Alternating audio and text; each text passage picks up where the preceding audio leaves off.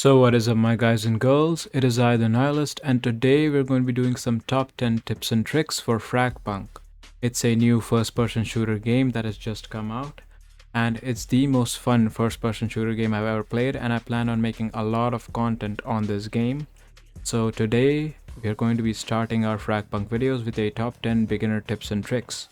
Now I've played ranked, I've played every single piece of content this game has to offer. I have over 24 hours of playtime in this game. I understand the mechanics pretty well, and I also know normal player behavior currently as the game has just released. Now one thing you have to understand is that most players playing this game are actually extremely noob. When I say extremely noob, I mean extremely noob. They have no idea what they're doing, but that's understandable because this is a really new game. This is a very different game.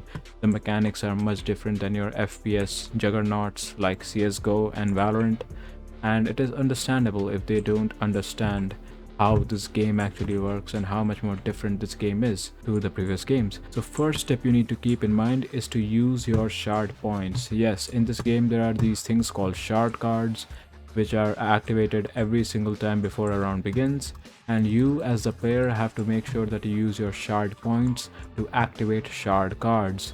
Now the reason why I'm saying this is that I've seen a lot of players not use their shard points and just leave them be, and for the entirety of the match they don't use them because they don't really understand the mechanic, or they don't want to put their shard points in a specific card that they don't actually like. The thing that everybody has to understand is that one activated shard card is better than zero activated shard cards. Shard cards give you amazing advantage and can completely turn the tide of battle if you know what you're doing. So try your best to just activate those shard cards and don't let them go to waste. Don't let your points go to waste because points reset every single time you change a side. So keep that in mind. For the second tip, as a player you need to understand your lancer before you go into a battle. What I mean to say is that I've seen a lot of players who just pick a lancer, a random lancer, and then an entire round goes by and they don't even use any of their abilities. They don't even know how to use any of their abilities.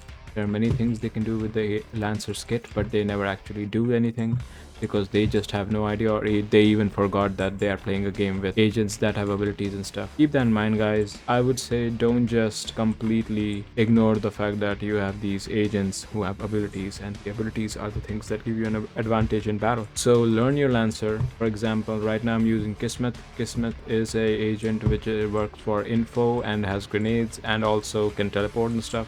So like if I press this, now she's teleporting, she's completely invulnerable, and keep in mind that she cannot see enemies when she's in this state. So if I'm playing this agent, I should know about this stuff. Then her grenades are pretty simple. You just throw the grenade and they explode after some time. Pretty basic stuff. So keep this stuff in mind, guys. Only pick lancers that you actually know what you're doing with.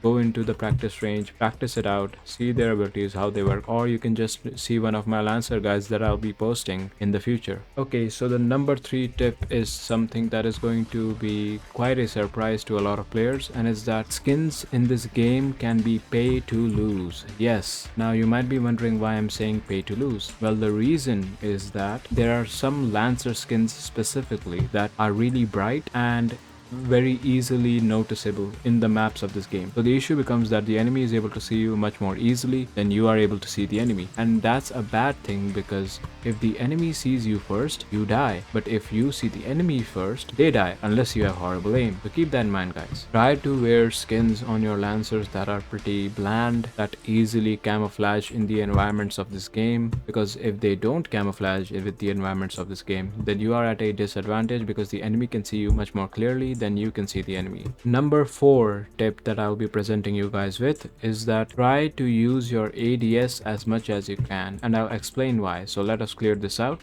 Right now it's at 5 meters.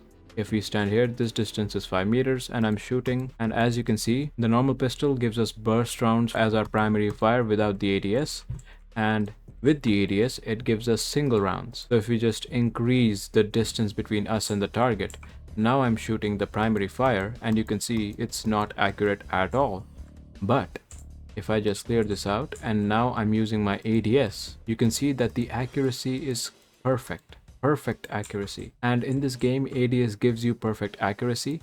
So keep that in mind, guys. In this game, whenever you do any long range engagements, try your best to use the ADS because the ADS is going to give you much more accuracy than a gun that doesn't have ADS. Also, try not to use the SMG for a long range engagement in the first place. The fifth tip that I'll be giving you guys is that try your best to move as much as you can in this game. The reason why I'm saying this is because movement gives you barely any accuracy penalty in this game, and your bullets will not miss no matter how much you jump, crouch, or move a lot. Your bullets will always hit anybody whom you're shooting at. So keep this in mind, guys, because this is a really important difference between this game and other FPS games, and that's that in other FPS games, if you're not standing completely still, your bullets don't hit anyone. And in this game, it doesn't matter whether you're completely still or you're moving like crazy, because in this game the recoil penalty is barely there and accuracy doesn't really fall off if you move a lot. It does fall off, but it is quite negligible, especially in close ranges. So keep this in mind, because if you're not moving and your enemy is moving, then your enemy will be the one who will survive and you will die. Keep this in mind, guys. Tip number 7, never ADS in close range. Let me tell you why. So the issue with using ADS in close range is that your line of sight is much smaller, and that's why it is harder for you to aim properly with the ADS in close range. But with the hip fire, it's much easier because you can move your mouse much easier in the hip fire mode instead of the ADS mode. So keep this in mind. In close range, do not ADS, try to just hip fire instead, because the accuracy difference is not that big in close range. ADS is always for longer ranges and not for shorter ranges. Tip number 8 is something really important and everybody needs to keep in mind, that in this game, the peeker's advantage is immense.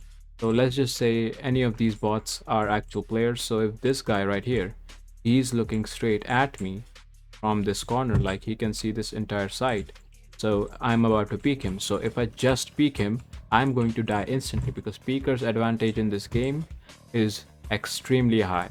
I will die in 2 seconds, 1 second even, if I just peek him. So the idea here is that you should, instead of peeking dryly, you should just displace yourself or use some ability to just obscure his line of sight so that you can take advantage and then kill your enemy. Tip number 9 is something that you wouldn't be expecting in this video because of how basic it is.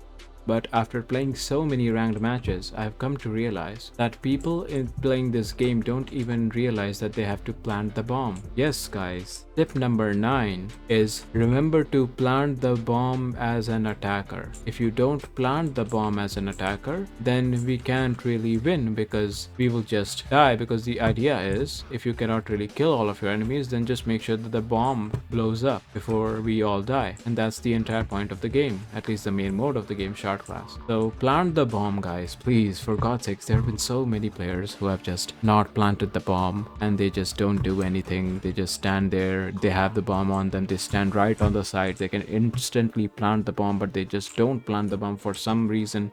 Maybe they don't even realize they have the bomb. But keep that in mind, guys, that if you have the bomb, plant the bomb. The final tip I'm going to be giving to you is that you should run less. Now, why am I saying run less after immediately saying that you should move as much as you can? Because running in this game is extremely loud. It is so loud that everybody will know where you are and everybody will be ready for you waiting, especially if you're an attacker. You do not want to make any sound and let the enemy know where you are, because defenders are at a severe advantage compared to attackers in most of these maps. So keeping that in mind, try your best to just crouch and move to make no sound, or you can just move without crouching but slowly. Try not to make too much noise. So the bonus tip, which was originally going to be tip number 6, is that you have to keep in mind the distance from which you're shooting your gun. Now, what it means is that if you're shooting an SMG through a long range, like a really long range, like 40-50 meters, then the damage of your bullet really falls off. It's the same with snipers as well in this game, and also assault rifles. So try your best to not go into these long range engagements, because the damage of your bullets does fall off. So you have to make sure that the damage you're doing with your bullets is always at the maximum potential of those bullets, and there is no damage fall off due to range. But then again, how would you know? So just try your best to only fight in close range, and hopefully these tips help you out and make you climb the ranks much easily, and you are now better at the game than you were before. Thank you all for watching, and I'll see you all in the next one. Peace.